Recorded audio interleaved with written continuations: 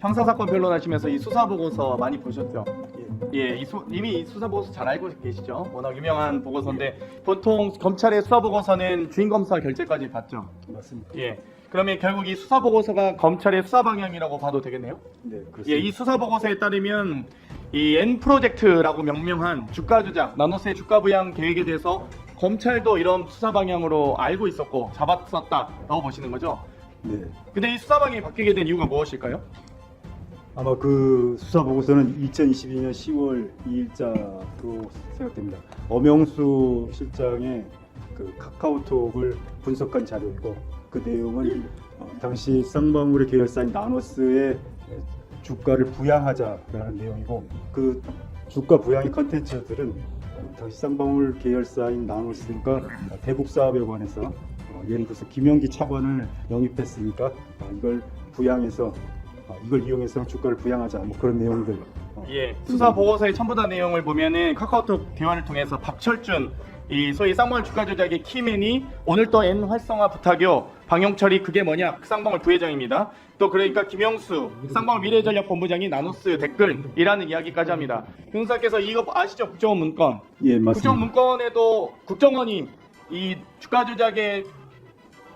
조작의 연루설이 퍼지자 제기가 가능성이 높아지자 사전 예방적 차원에서 종결했다라는 국정원 문건도 있지 않습니까? 맞습니다. 예. 그러면 이렇게 1심 판결문에도 이 쌍방울 주가 부양에 도움이 될 만한 사업에 대해서 이 김성태가 마련한 자금을 환치기 방식이나 현금 소지, 중국 출국 등 다양한 방법으로 밀반출해서 조선노동당에 대한 대북 로비 사업 또는 이행보증금 명목으로 지급하기로 계획하였다라는 것이 안보수 1심 판결문에도 있는 내용 아닙니까? 법원도 검찰도 법원도 국정원도 주가 조작과 이 소위 대북 로비 사건으로 오히려 확대돼야 된다고 생각하는데 어떻게 생각하십니까? 2022년 10월까지 당시 검찰은 이 사건을 나노스의 주가 부양 사건으로 바라봤던 것 같습니다. 근데 왜 김성태 회장은 외국환 거래법으로 기소가 되죠? 국가보안법이나 특가법상 국외재산 도피에 대해서 징역 10년 이상 무기징역까지 구형할 수 있는 거 아닙니까? 맞습니다. 그런데 왜 안 했습니까? 다들 김성태가 기소한 건가요, 검찰이? 김성태가 체포된 이후에 김성태와 검찰이 모종의 거래가 있었던 것으로 보입니다. 김성태가 예, 변호사님 사건- 죄송합니다. 제가 좀 이따 좀 예. 질문 드리겠습니다. 돌아가셔도 좋습니다. 이화영 증인 이분 누구신지 아세요? 혹시? 잘 모르겠습니다. 이분 누구신지 모르세요? 아, 박상영 검사님. 그죠? 박상용 검사입니다. 예, 예. 너무 잘 나왔네요, 사진이. 아니, 잘 예. 모르겠습니다. 이분이 그 사건 조작의 검사 맞습니까? 저기 앉아 계셔야 될 분이 안 나오시는 거잖아요. 뭐가 그렇게 두려운지 모르겠습니다. 그럼 김성태 하나 질문 드리겠는데요. 이 옥중서신 본인이 쓰셨습니다. 검찰 고위직 출신 전관 변호사가 회유 협박을 했다고 하셨습니다. 그 전관 변호사 누굽니까? 제가 전 이름을 이 자리에서 말씀드리고 조모 변호사님이신데요. 조재현 변호사 맞습니까? 예, 아니요. 하세요. 제가 질문 드린 거잖아요. 맞습니다. 네. 23년 6월 19일, 29일 두 차례에 걸쳐서 박상용 검사와 연결해서 만나신 거 맞습니까?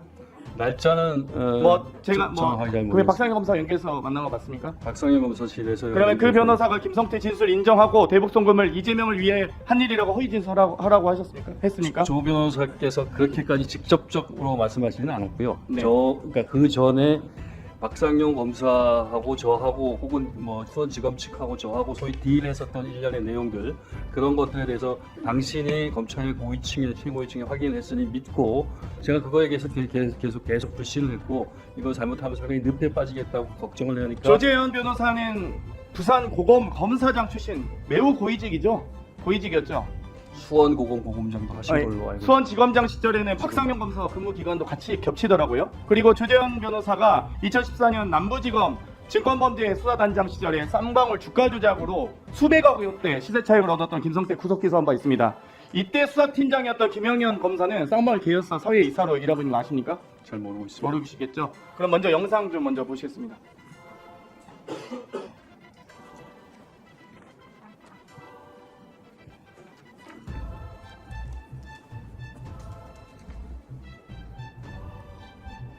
여기 영상에 나오는 김성태 회장 얼굴은 보이시죠? 네. 거기 주변 인물 잘 봐보시기 바랍니다. 네. 김성태 회장과 함께 술자리하고 있는 사람들 누구신지. 네.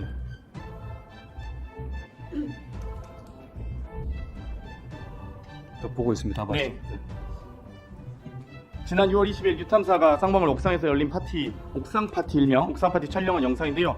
김성태 회장 옆에 있던 사람 누군지 확인하셨습니까? 네, 저 의원님 말씀하신 쪽 조재현 변호사 맞죠? 그렇습니다. 이 조재현 변호사가 회유와 협박 등으로 이미 이날이 6월 20일 날인데요. 2주 전에 6월 7일에 1심 판결 있고 6월 12일에 이재명 대표 기소한 날입니다. 그날 그 이후에 6월 20일 날 이렇게 옥상 파티, 기소기념 파티를 합니다. 알고 계셨습니까? 전혀 몰랐습니다. 이렇게 술자리 회의하고 쌍방울과 아주 밀접하게 관련된 전 검사 출신 변호사가 거기 수사팀장이 사회이사로 가고 있는데 이렇게 썩어도 썩은 검찰이 이렇게 밀접하게 연관되어 있었습니다. 봉주 기자님 좀 나와주시겠어요? 제가 하나만 마지막 질문 드리고 싶은데요. 이 딸 안소민 씨의 안보수 씨의 딸 카톡입니다. 네. 안소민 씨인데요. 이때 금영수, 박상웅 안보수와 함께 있었던 게 사실 확인됐는데 이때 또 폰 가지로라는 말을 합니다. 이거 수원지검 검찰에서는 폰을 수원지검에서는 이 임의로 제출하기 위해서 왔다고 했는데 제출할 폰이 없어요. 그러면 이미 이 사이에 이 전에 쌍방울로 갔던 폰이 언제 딸에게 갔으며 딸이 어떻게 수원지검으로 제출합니까? 그럼 수원지검이 지금 딸에게 제출하겠다고 했던 말과 제출하러 왔다는 말과 안보수의 딸이 지금 이 가지러 간다는 말이 맞습니까? 수원지검의 진술과 미공개된 카톡이고요. 네. 이 앞뒤 정확히 수원지검의 입장과 딸의 입장이 같습니다. 완전히 아니요. 정반대 아닙니까? 검찰이 압수했던 안부수 회장의 휴대전화를 딸에게 지난해 2월에 돌려줬고요. 그 돌려준 휴대전화를 쌍방울의 박상웅 이사가 달라고 해서 안부수 회장의 휴대전화를 쌍방울에 건네는 게 그 카카오톡 대화에 적나라하게 나오고 그 다음 달인 지난해 3월 18일에는 아예 이제 딸이 아버지를 검찰청 가서 면회하는데 그 면회 자리에 김성태 회장, 박용철 부회장, 김영수 대표, 박상웅 이사 등등 이게 딸이 쌍방울 임원들의 이름을 전부 알고 있습니다. 그러니까 한두 번 봤던 게 아니고 안부수 회장의 비서였던 김모 씨와 안부수 회장의 딸은 수시로 쌍방울 측과 연락을 했고 심지어는 아버지의 변호사비 5천만 원을 달라고 요구를 했어요. 그리고 쌍방울 측에서 변호사비까지 해준 걸로 저는 알고 있고 그와 별도로 오피스텔까지 구해준 겁니다. 그러니까 검찰의 해명은 폰을 가지러 제출할 시기는 아니고요. 당연히 압수해서 포렌식한 폰을 딸에게 돌려줬는데 왜 돌려줬느냐? 안 돌려줘도 되는데 굳이 돌려준 것은 쌍방울 측에 폰이 넘어가는 것을 미리 알고 돌려준 게 아니냐. 저희는 그렇게 의심을 하고 제가 기사를 썼습니다. 네, 정리해 주시죠.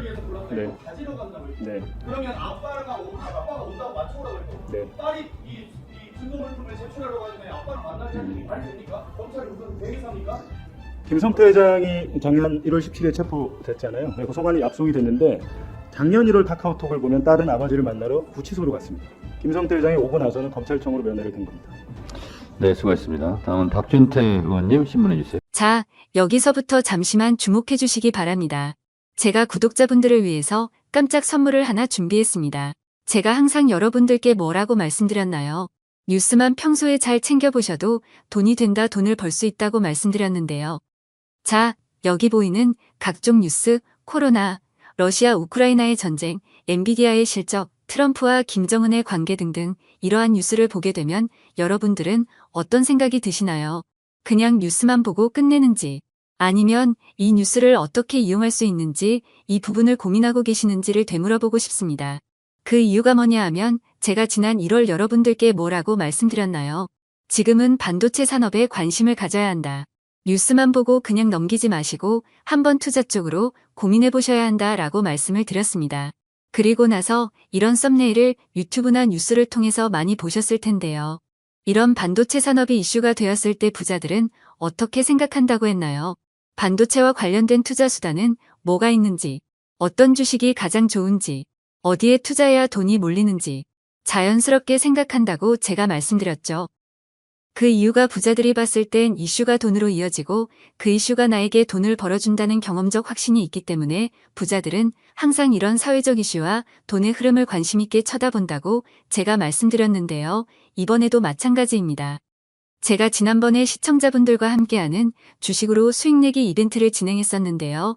당연히 100% 무료로 진행되었고 자, 여기 보시면 아시겠지만 제가 지난번에도 저한테 구독이라는 문자를 보내주신 모든 시청자분들께 이렇게 반도체 관련주 중에 많은 종목이 아니라 가장 급등할 확률이 높은 딱 한 종목, 한미반도체 딱 한 종목만을 추천드렸어요. 그러면서 여기 나와 있는 대로 정확히 얼마에 매수해야 하는지, 수익률이 얼마가 나왔을 때 팔아야 할지 정확히 말씀드렸는데, 자, 지금 실제로 어떻게 되었나요? 오른쪽을 보시면 아시겠지만 제가 1월에 문자로 이 한미반도체를 소개해드리고 나서 실제 3배 이상의 급등이 나왔죠. 그래서 당시에도 굉장히 많은 분들이 제가 드린 이 종목으로 수익을 크게 내실 수 있었는데요. 다시 한번 수익 축하드리고 이번에도 마찬가지입니다. 최근에 이슈가 되고 있는 것이 이 하마스와 이스라엘 전쟁, 러시아와 우크라이나 전쟁이기 때문에 우리가 어떻게 생각해 볼 수 있을까요? 더군다나 북한까지 참전한 마당에 전쟁이 앞으로 계속해서 심화될 가능성이 있는데요. 더욱이 중국 또한 대만에 대한 전쟁 압박 수위를 높여가고 있어 전 세계가 혼란스러운 상황입니다. 이렇게 전쟁이 계속해서 심화되면 피해가 커지기 때문에 전쟁에 필요한 군수물자, 의료 지원 물품들이 실제로 더 많이 필요할 수밖에 없는데요. 그럼 그 중에서 실제 전쟁의 여러 물자들을 지원해본 경험이 있고 건설, 의료 수준이 높은 우리나라 기업들 중에 한 곳이 가장 크게 부각받을 수밖에 없는 것이고 당연히 우리가 이쪽으로 생각해야 된다는 겁니다.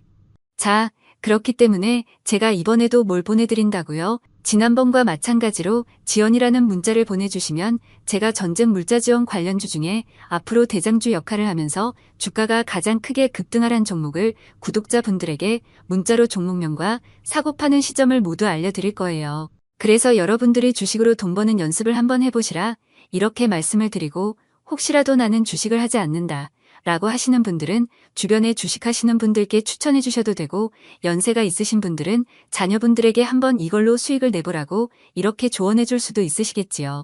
그래서 지금 이 영상을 보시는 시청자분들 중에 나도 이번 종목이 궁금하다 하시는 분들은 누구나 상관없이 어느 시간대나 상관없이 부담 없이 이렇게 위쪽 상단에 제 번호 남겨두고 있습니다. 저의 개인 번호 010-5597-7745 남겨놨고요. 지난번처럼 지원이라고 보내주시면 제가 이번에도 똑같이 무료 추천 급등주 문자를 보내드리겠습니다. 그래서 제 번호 010-5597-7745로 문자 보내주시면 여러분들이 직접 이 수를 통해서 돈 버는 연습을 해보실 수 있는 것이고 제가 돈을 받는 것도 투자를 대신 해드리는 것도 아니니까 부담 없이 신청해 주시면 되는 겁니다. 그리고 수익이 나면 저는 다른 것은 바라지 않습니다. 제 채널에 좋아요, 구독 한 번씩만 눌러주시라 이렇게 다시 한번 말씀드리겠습니다.